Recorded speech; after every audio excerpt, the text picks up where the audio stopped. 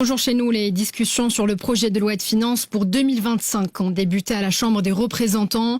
La ministre de l'économie et des finances, Nadia Ftah, a présenté des prévisions ambitieuses avec une croissance de 4,6% et une inflation maîtrisée à 2%.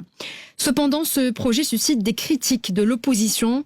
Les députés de l'opposition soulignent que les chiffres avancés par le gouvernement manquent de réalisme et ne prennent pas en compte les enjeux socio-économiques actuels.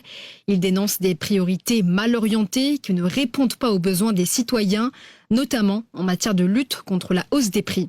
On écoute à ce propos Driss Sentissi, président du groupe Haraki à la Chambre des représentants. Il s'exprime au micro de Zineb Jioudi.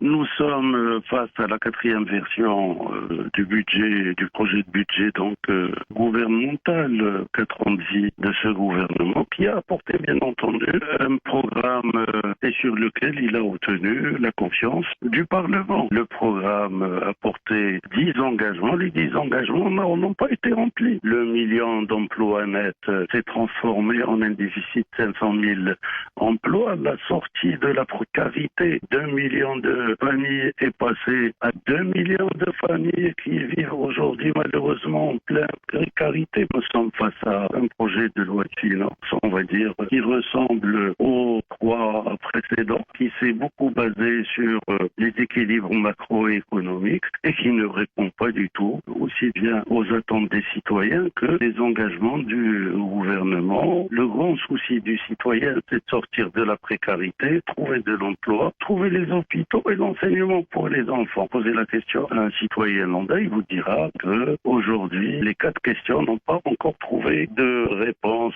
Je pense qu'il faut axer, c'est ce qu'a dit monsieur le chef du gouvernement, tous les efforts sur la question de l'emploi et ajouter la question de la cherté de la vie, car le citoyen n'en peut plus.